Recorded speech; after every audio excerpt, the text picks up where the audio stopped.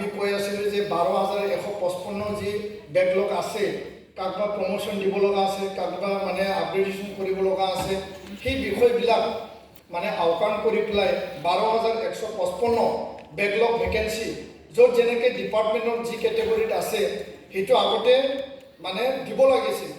1 লাখ নিযুক্তি দিছে, আমি ৱেলকাম কৰিছোঁ, আমি ভাল পাইছোঁ। 1,12,155 কিয় হ'ব নোৱাৰে? 1 লাখ দিয়ক।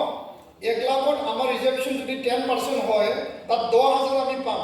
কিন্তু তাৰ বাদেও যদি 12,155 চৰকাৰে কিয় দিব নোৱাৰে, এই কথা আমি মুখ্যমন্ত্ৰীক কোৱা হৈছিল।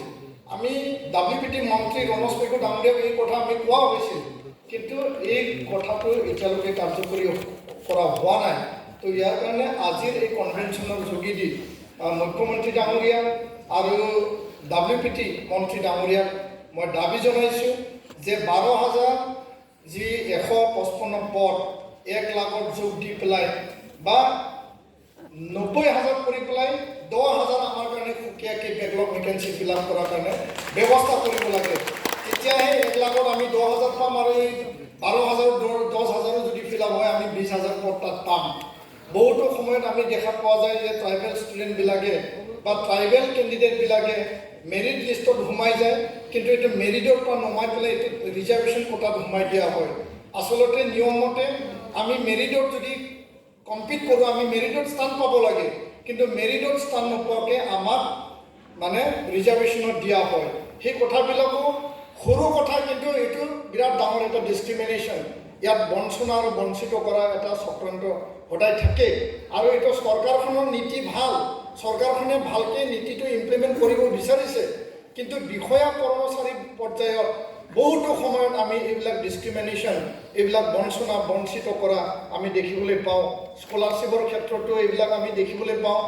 বছৰে বছৰে প্ৰি মেট্ৰিক, পষ্ট মেট্ৰিক, গ্ৰেজুৱেশ্যনৰ মাষ্টাৰ ডিগ্ৰী যিমান যি স্কলাৰশ্বিপ আছে, পইচা হস্তান্তৰ হ'ব লাগে, কেন্দ্ৰীয় চৰকাৰৰ পৰা পইচা আহে আৰু অসমৰ বিভাগৰ ডিপাৰ্টমেণ্টৰ পৰা পইচা যায়, কিন্তু বিভিন্ন ডিপাৰ্টমেণ্টৰ পৰা পইচা যোৱাৰ পিছতো সময়মতে পইচাবিলাক নাপায়, ফ্ৰেছ পইচাবিলাক পায়, ৰিনিউৱেলবিলাক নাপায়।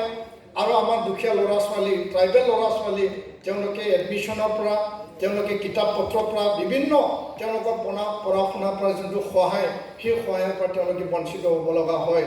তো ইয়াৰ কাৰণে কোনো কাৰণত স্কলাৰশ্বিপ কোনো বছৰত যাতে পেণ্ডিং নাথাকে, তাৰ কাৰণেও মই অসম চৰকাৰক আজিৰ কনভেনশ্যনৰ যোগেদি আমি দাবী জনাইছোঁ।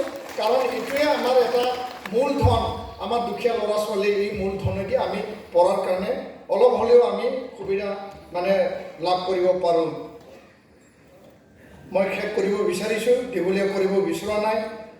শেষত মই আজিৰ কনভেনশ্যনৰ যোগেদি এটা কথা মই উল্লেখ কৰিব বিচাৰিছোঁ যে ইতিহাসটো আমাক লাগিব, ইতিহাস লিখিব লাগিব। আমি ইতিহাসৰ কথা মই ক'লোঁ। অসমত মানে চাৰিসীমাৰ ভিতৰত জনজাতিসকলৰ কাৰণে গুৱাহাটীত এখনো এনেকুৱা আটক ধুনীয়া এখন বিল্ডিং বা এখন চেণ্টাৰ আমি এতিয়ালৈকে দেখা পোৱা নাই বা হোৱা নাই। ট্ৰাইবেল গেষ্ট হাউচ আছিল, এইটো আছিল বুলি ক'ব লাগিব, এইটো এতিয়া পাষ্ট টেন্স হৈ গ'ল। কাৰণ এই ট্ৰাইবেল গেষ্ট হাউচ এতিয়া চৰকাৰে নিজৰ অধীনত লৈছে আৰু ট্ৰাইবেল সংঘ অফিচ চলাবৰ কাৰণে এটা অফিচ এতিয়া দি থৈছে। আৰু ট্ৰাইবেল গেষ্ট হাউচ এনেকুৱা এটা দুৰ্গন্ধ, এনেকুৱা এটা কনজেষ্টেড এৰিয়াত এতিয়া আছে। ঠাইখন ভাল, মানে মেট্ৰ' চিটিৰ চেণ্টাৰ পইণ্টত পল্টন বজাৰত আছে, কিন্তু এতিয়া ইয়াৰ যিখিনি মানে অৱস্থা, ইয়াৰ ইনফ্ৰাষ্ট্ৰাকচাৰৰ পৰা বাকী গোটেই ব্যৱস্থাটো এতিয়া মানে ভাল অৱস্থাত নাই। তো ইয়াৰ কাৰণে যদি শংকৰদেৱ কলাক্ষেত্ৰ হ'ব পাৰে, আসাম কালচাৰেল ট্ৰাষ্ট এনেকুৱা ইমান এটা ধুনীয়া চেণ্টাৰ, ইয়াত মিটিং কৰিব পাৰে, ইয়াত কিতাপ পঢ়িব পাৰে, ইয়াত সকলো ব্যৱস্থা আছে। এনেকুৱাকৈ আৰু বহুত চেণ্টাৰবিলাক অসমত বনোৱা হৈছে। চুকাফা নামত যদি হ'ব পাৰে, হয় না নহয়, মানে চুকাফা সমন্বয় ক্ষেত্ৰ হ'ব পাৰে, লাচিতৰ নামত হ'ব পাৰে, যদি ডক্টৰ ভূপেন হাজৰিকা ভাৰতৰত্ন নামত হ'ব পাৰে, চবৰ নামত হ'ব লাগে। তো ইয়াৰ কাৰণে ট্ৰাইবেলৰ নামত 25ৰ পৰা 50 বিঘা মাটি আমি এই মঞ্চৰ পৰা আমি দাবী জনাম অসম চৰকাৰক। বিভিন্ন সভা সমিতি, বিভিন্ন মানে অনুষ্ঠান প্ৰতিষ্ঠানৰ নামত অসম চৰকাৰে কেবিনেটত মাটি প্ৰদান কৰিছে। ট্ৰাইবেল সংঘ আৰু CC2ৰ নামত অসমত বসবাস কৰা 40-50 লাখ ট্ৰাইবেলৰ নামত এই গুৱাহাটীত মানে 25 পৰা 50 বিঘা মাটি আমাক দিব লাগে আৰু তাত ট্ৰাইবেল কনভেনশ্যন চেণ্টাৰ এটা হ'ব, য'ত নেকি মিউজিয়াম থাকিব, য'ত লাইব্ৰেৰী থাকিব, য'ত হোষ্টেল থাকিব, এনেকুৱা আটক ধুনীয়া এটা অডিটৰিয়াম থাকিব। মানে ৰূপনাথ ব্ৰহ্ম, ভীমৰ দেউৰীৰ পৰা যিমান ট্ৰাইবেল নেতা আছে তাত ষ্টেচু থাকিব। এটা আটক ধুনীয়া এটা চেণ্টাৰ আমাক লাগে, যে এইখন আমাৰ জিৰণিৰ ঠাই। ইয়াত সোমাই গ'লে জনজাতিসকলৰ গোটেই ইতিহাসটো মই যাতে জানিব পাৰোঁ। এটা মানে ডিজিটাইজেশ্যন, এটা মানে তাত মানে শ্ব'ৰুম, মানে চিনেমা টাইপৰ এটা মানে 3D চিষ্টেম থাকিব লাগে, য'ত নেকি মানে জনজাতিসকল কি জনজাতিয়ে কি সাজ-পাৰ পিন্ধে, কি মানে খায়, মানে তেওঁলোকে মানে কেনেকৈ মানে খেতি বাতি কৰে, কি সংগ্ৰাম কৰি আহিছে, তাত গোটেই সন্নিৱিষ্ট কৰি পেলাই অসমৰ ট্ৰাইবেলসকলক কনজাৰ্ভেশ্যন কৰা আৰু আগুৱাই নিয়াৰ এটা স্বাৰ্থত এই চৰকাৰে কাম কৰিব লাগে। তাৰ কাৰণে আমি দাবী জনাব লাগে। আৰু এইখিনি যদি আমি এই চৰকাৰৰ দিনত যদি আমি কৰি ল'ব নোৱাৰোঁ, মানে প্ৰায় 50, 60, 70 বছৰটো গ'লেই, আৰু আগৰ দিনতো এইটো টাইম পাছত এটা গুচি যাব। তো ইয়াৰ কাৰণে এতিয়া সময় আৰু সুযোগ ভাল। আমাৰে নিজৰ মানুহ মন্ত্ৰী আছে এই সংগ্ৰামৰ মাজত যোৱা, ইয়াত ৰণোজ পেগু ডাঙৰীয়া আছে, সংগ্ৰামৰ মাজত যোৱা UG ব্ৰহ্ম ডাঙৰীয়া আছে, বিভিন্ন MLA বিলাক এতিয়া তাত আছে। তো আমি ভাবোঁ যে এই চৰকাৰৰ সময়ত মুখ্যমন্ত্ৰী ডাঙৰীয়া তেওঁ জনজাতিৰ স্বাৰ্থৰ কথা কয়, তো তেখেতক আমি জনজাতিৰ কাৰণে তেখেতে যিখিনি কথা কৈছে বাস্তৱত যাতে তেওঁ আমাৰ কাৰণে কৰি দিয়ে, আমাৰ সমস্যাৰ সমাধান কৰি দিয়ে, সেই সকলো দিশ আমি মানে চাই পেলাই ট্ৰাইবেলৰ কাৰণে এটা ট্ৰাইবেল কনভেনশ্যন চেণ্টাৰ ধুনীয়া এটা অনুষ্ঠান আমি গঢ় দিব লাগে। ইতিহাস আমি ৰচনা কৰিব লাগিব, সেইখিনি আমি কাম কৰিব লাগিব। সদশেষত এটা কথা মই উল্লেখ কৰিম, জনজাতিকৰণক লৈ পেলাই বিভিন্ন সময়ত বিভিন্ন কথা ওলায়। কেতিয়াবা চৰকাৰখনে মানে বিচাৰ বিবেচনা কৰি আছে, এই পৰ্যায়ত আছে। কেতিয়াবা বিভিন্ন পক্ষৰ পৰা মিডিয়াত বিভিন্ন পক্ষৰ পৰা বিভিন্ন মানুহে কিবা কিবি কথা লিখি পেলাই 6টা জনগোষ্ঠীৰ কোনোবা এটাই হৈ যাব, কোনোবা দুটাই হৈ যাব, কোনোবা 3টাই নহ'ব, কোনোবা 5টাই হৈ যাব, আমাৰ মাজত এটা বিভ্ৰান্ত সদায় সৃষ্টি কৰে। তো মই চৰকাৰখনক আহ্বান জনাম, এই বিষয়টো অতিকে স্পৰ্শকাতৰ আৰু জটিল, আৰু এই বিষয়টো কেন্দ্ৰীয় চৰকাৰৰ বিষয়, আৰু অসম চৰকাৰ, কেন্দ্ৰীয় চৰকাৰ সেই বিষয়টোৰ ওপৰত পৰ্যালোচনা কৰি আছে। জনজাতিসকলৰ কোনো স্বাৰ্থ মানে অসুৰক্ষিত কৰি পেলাই জনজাতিসকলৰ বৰ্তমান যিখিনি সা সুবিধা, বৰ্তমান জনজাতিসকলৰ অধিকাৰক জলাঞ্জলি দি পেলাই কেন্দ্ৰীয় চৰকাৰ আৰু অসম চৰকাৰে যাতে এই ক্ষেত্ৰত কোনো নিজাববীয়াকৈ যাতে সিদ্ধান্ত নলয়, সেই কথাটো মই উল্লেখ কৰি পেলাই সেই কথাটো মই চৰকাৰক আহ্বান জনাই, যাতে ভৱিষ্যতত জনজাতিসকল সুৰক্ষিত ভৱিষ্যত ইয়াত যাতে জীয়াই থাকিব পাৰে আৰু আগুৱাই যাব পাৰে, তাৰ কাৰণে মই চৰকাৰক আহ্বান জনালোঁ। আৰু যিখিনি আমাৰ অট'নমাছ কাউন্সিল আছে সেইখিনি 6 শিডিউল কৰাৰ কাৰণে আমি এটা মুভ অলৰেডি আমাৰ ট্ৰাইবেল সংঘ CC2ৰ পৰা আমি চৰকাৰখনক কৈছোঁ।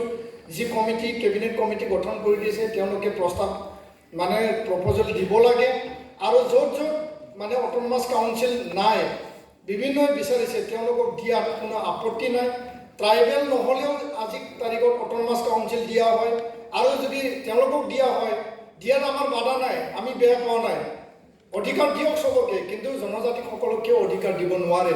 তো এই ক্ষেত্ৰত সকলো কাম একেলগে যাব লাগে, আৰু কাকবা বঞ্চনা কৰি পেলাই কাম আগবাঢ়িলে আমাৰো মনত দুখ আৰু আঘাত সদায় থাকিব।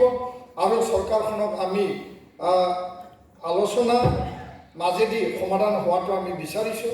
আৰু ইয়াৰ কাৰণে আমাৰ যি মানে আৱাজ, আমাৰ কণ্ঠ, আলোচনা, আমাৰ দাবী, আমাৰ যিখিনি কথা, তৰ্ক যুক্তি, আৰ্গুমেণ্ট, লজিক আমি চৰকাৰৰ ওচৰত দাঙি ধৰিম। আৰু এই চৰকাৰখনে জনজাতি স্বাৰ্থত কাম কৰিব বুলি আমি দৃঢ় বিশ্বাসী। আৰু ভৱিষ্যতত যদি আমাৰ কামবিলাক যদি আগ নাবাঢ়ে, আমি কেতিয়াবা আমি গণতান্ত্ৰিক পন্থাৰে আমাৰ আৱাজ শক্তিশালী কৰাৰ কাৰণেও আমি যুঁজ দিব লাগিব। আৰু ইয়াৰ কাৰণে আজি ট্ৰাইবেল ইউথ লীগ যোনটো কেন্দ্ৰীয়ভাৱে ইয়াক গঠন কৰিবলৈ লৈছে, ট্ৰাইবেল সংঘ হ'ল parent body, tribal youth league হ'ল মানে যুৱ চামৰ শক্তি, সেই যুৱ চামৰ শক্তিটো অধিক শক্তিশালী কৰিব লাগিব, তেতিয়াহে ট্ৰাইবেল সংঘ আৰু CC2 অধিক শক্তিশালী হ'ব। নিখিল বড়ো ছাত্ৰ সন্থা 67 15 ফেব্ৰুৱাৰীত জন্ম হৈছিল আৰু 1987ত উপেন ব্ৰহ্মই মানে সুকীয়া ৰাজ্যৰ কাৰণে আন্দোলন চলাইছিল। তো এই 20 বছৰমান সময়লৈকে নিখিল বড়ো ছাত্ৰ সন্থাই মানে ৰোমান আন্দোলনেই হওক, আন যিবিলাক মানে আন্দোলন আছিল বা সংগ্ৰাম আছিল, তাত বড়ো সাহিত্য সভা, বড়ো জাতিৰ যিবিলাক আছিল, সেই সময়ত PTCও আমি সমৰ্থন কৰিছিলোঁ। যুৱ শক্তিৰ মানে যুৱ চামৰ শক্তি হিচাপে আমি বড়ো সাহিত্য সভা বা PTCক সেই সময়ত আমি সহায় কৰিছিলোঁ। ইয়াৰ কাৰণে আমি বিচাৰোঁ ট্ৰাইবেল সংঘ পেৰেণ্ট বডি হয়, CC2 আৰু পেৰেণ্ট বডি হয়, আৰু এই পেৰেণ্ট বডিক আমাৰ ট্ৰাইবেল ইউথ লীগে যুৱ চামে শক্তিশালী কৰাৰ কাৰণে নামি পৰিব লাগিব আৰু আমাৰ মেম্বাৰশ্বিপ ড্ৰাইভ হ'ব লাগিব। তেতিয়া ট্ৰাইবেল শক্তি আৰু অধিক শক্তিশালী হ'ব। ট্ৰাইবেল ঐক্য মই সদায় বিচাৰোঁ, আৰু জনজাতিসকলে নিজৰ নিজৰ জনজাতিৰ জাতিৰ মানে উদ্দেশ্য, ইছ্যু, সমস্যা বা অধিকাৰক লৈ মাত মাতিব, কিন্তু আমি জনজাতি হিচাপে ঐক্যভাৱে আমি মাত মাতিব। সুকীয়াকৈ জনজাতিসকলে নিজৰ অধিকাৰক লৈ, নিজৰ অঞ্চলৰ উন্নয়নক লৈ, নিজৰ ৰাজনৈতিক অধিকাৰক লৈ, নিজৰ ভাষা, কলা, সংস্কৃতি, শিক্ষা দীক্ষাক লৈ আগবঢ়াত আমি সকলোৱে সহায় কৰিম সুকীয়াকৈ, কিন্তু আমি ঐক্যভাৱে আমি কাম কৰিব লাগিব। আৰু যোনটো ঐক্যভাৱে কাম কৰিব লাগে সেই কথাটো আমি যাতে কেতিয়াও হেমাহি নিদিয়াকৈ এনেকুৱা এটা কনভেনশ্যনত একেলগে আহি পেলাই আমি যাতে আগবাঢ়ি যাব পাৰোঁ, তাৰ কাৰণে সদায় আমি ঐক্য আৰু শক্তিশালীভাৱে আমি ভূমিকা ল'ব লাগিব। ধন্যবাদ।